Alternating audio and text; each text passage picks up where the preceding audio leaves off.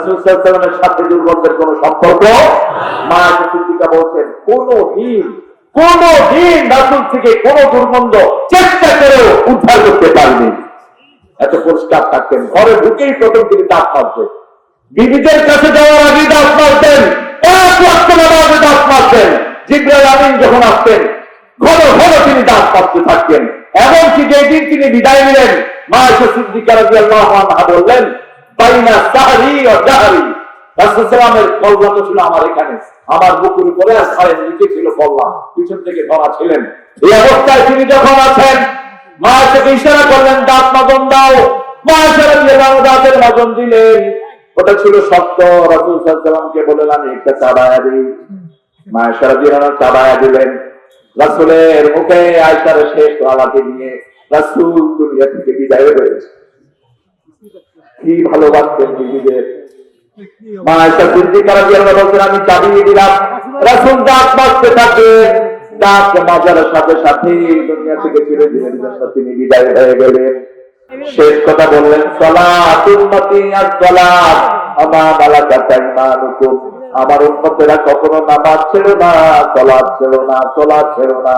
তোমাদের আন্ডারে তোমাদের বিবিরা, তোমাদের আন্ডারে তোমাদের ছেলে মেয়ে, কাজের লোক, তোমরা বড় অফিসার, তোমাদের আন্ডারে যারা থাকবে তাদের দিকে খেয়াল রেখো। কোনদিন বিবিদের উপর কোনো কাজ চাপিয়ে দিতেন না। এত কাজ চাপায়, এত কাজ চাপায়, ঘরের কাজটা ব্যবহার করে বহু মেয়েকে। কথা বলেন না কেন? আছে না নাই? কি নবী, কি উম্মত বলেন আপনি? রাসূল সাল্লাল্লাহু আলাইহি ওয়াসাল্লাম 11 জন বিবি, 9 জন বিবিতে থাকার পরেও কিনা কাপড়টা তিনি দিতেন, তিনি নিজের স্যান্ডেলটা নিজে সেলাই করতেন, ঘর ঝাড়ু দিতেন। কোন ঝগড়া থাকে হলে নিজে প্রথম সামলাতেন। সাফিয়া রাদিয়াল্লাহু আনহাকে হাফসা রাদিয়াল্লাহু আনহা ইহুদির মেয়ে বলে গালি দিল। কিসের মেয়ে? ইহুদির মেয়ে। তিনি কাঁদছেন। রাসূল সাল্লাল্লাহু আলাইহি ওয়াসাল্লাম গিয়ে চোখের পানি মুছে দিচ্ছেন। বিবির গায়ে হাতও দেয় না। বিবিকে বলে না যে তুমি আমার খুব প্রিয়, বলে না, অন্য বেটিকে কয় তুই আমার খুব প্রিয়। আছে না?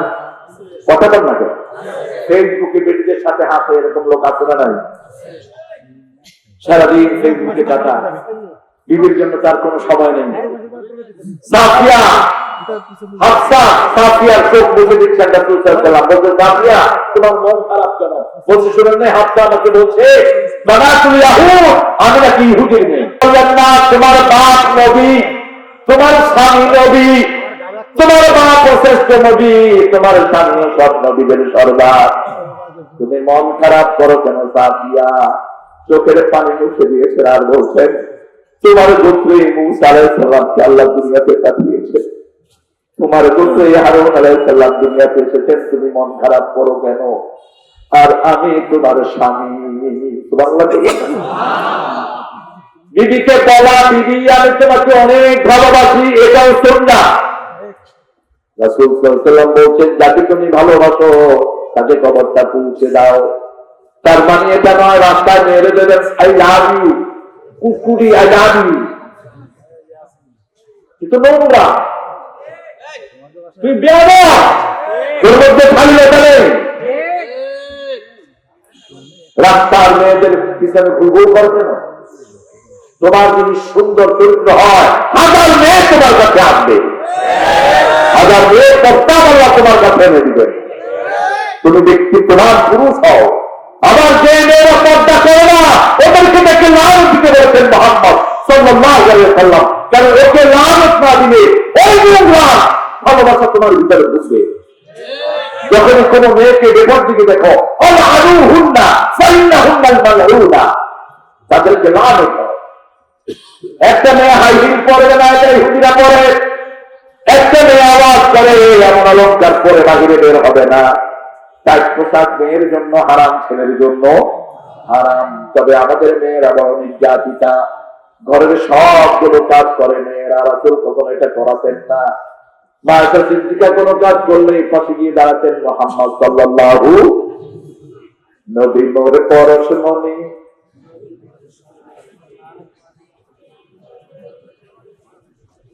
সব ঘুমায় গেছে, জোরে বলেন। নবী মোর পরশমণি, নবী মোর সোনার খনি, আল্লাহ নাম জপে যেজন সেই তো দুজাহানের ধনী। নবী মোর পরশমণি। রাসূলের সুন্নাহ সব জায়গায়। বিবিদেরকে কাজের মতো খাটাতেন না, বিবিদের সাথে সুন্দর সুন্দর কথা বলতেন। মুহাম্মদ সাল্লাল্লাহু আলাইহি ওয়াসাল্লাম কুস্তি দেখাতেন। মা আয়েশা সিদ্দিকা রাদিয়াল্লাহু আনহাকে কুস্তি দেখা পছন্দ করতেন তিনি। ছোট্ট একটা বাচ্চা নাচতে ছিল ঈদের দিন।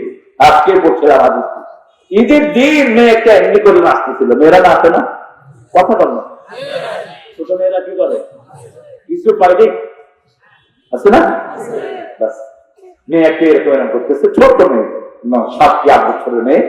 রাসূলুল্লাহ বলে, আচ্ছা দেখবা দেখবা, দেখো সবাই দেখতেছে, তুমি দেখো।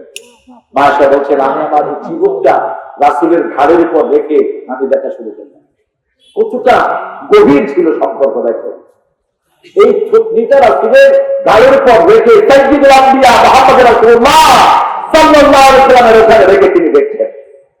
কিছুক্ষণ পরে রাসূল বললেন, আচ্ছা হয়েছে নাকি? মা আয়েশা রাদিয়াল্লাহু আনহা বললেন, আমি টেস্ট করতে লাগলাম, আমার আর দেখতে ভালো লাগতেছিল না। তারপরে রাসূলকে টেস্ট করতে লাগলাম, তিনি আমাকে কতটুকু স্নেহ করেন, কতটুকু আদর করেন। আমি বলছি না, আরো দেখবো। রাসূল ওইভাবে দাঁড়িয়ে থাকলেন। এরপরে বললেন, আচ্ছা হয়েছে নাকি? আমি বললাম না, হয়নি। ওইভাবেই রাসূল দাঁড়িয়ে থাকলেন। যতক্ষণ পর্যন্ত আমি নিজের চোখ ফিরিয়ে নিলাম না, ততক্ষণ রাসূল দাঁড়িয়ে আমাকে সময় দিলে। কত ব্যস্ত সাইয়্যিদুল আম্বিয়া মুহাম্মদ সাল্লাল্লাহু আলাইহি ওয়াসাল্লাম, কতটা উদার ছিলেন মেয়েদের জন্য। শরীরের ভিতরে খেলাখেলি আছে না নাই? কথা বলেন না কেন? রাসূল সাল্লাল্লাহু আলাইহি ওয়াসাল্লাম কোন বিয়ে নিজের চয়েসে করেন নাই, সব বিয়ে সিদ্ধান্ত কার সিদ্ধান্ত?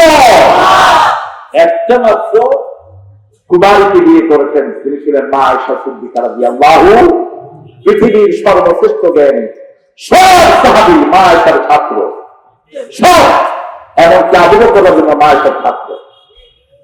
যে কেউ হাদিস পাচ্ছেন না, যে কেউ মিরাসের হিসাব, যে কেউ ইতিহাসের কোন ঘটনা মা আয়েশার কাছে এসে বলতেন, মা আমাদেরকে এটার সমাধান দেন, ফটফট করে তিনি বলে দিতেন। মা আয়েশাকে তারা রাসূল হাদিস পড়তেন না। সাহাবায়ে কেরাম মনে করলেন নিজের বিবির জন্য হয়তো তিনি অপেক্ষা করেন, রাসূল বলবেন, রাসূল মন পরিষ্কার করে দিতেন। তিনি বলবেন, তোমরা মনে করতে পারো আমার বিবির জন্য আমি অপেক্ষা করি, আসলে ব্যাপারটি তা নয়। গত সপ্তাহে আমি কি বলেছি বলো? কেউ একটা বললেন, কেউ দুইটা বললেন, কেউ তিনটা বললেন। এবার আয়েশা সিদ্দিকা রাদিয়াল্লাহু আনহাকে বলেন, আয়েশা ঈশ বলতেন, আয়েশ নামকে ছোট করা উচিত না। যেমন আমার নাম তারেক, আমার আম্মা আমাকে তারিক করে ডাকে। পরে বুঝলাম এটা হাদিসে আছে। মা আয়েশাকে আয়েশা না ডেকে ঈশ ডাকতেন কখনো কখনো মুহাম্মদ সাল্লাল্লাহু আলাইহি ওয়াসাল্লাম।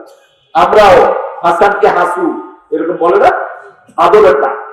ঈশ তুমি বলো। শুরু থেকে শেষ পর্যন্ত দাড়ি কমাসা সব করে দিলেন।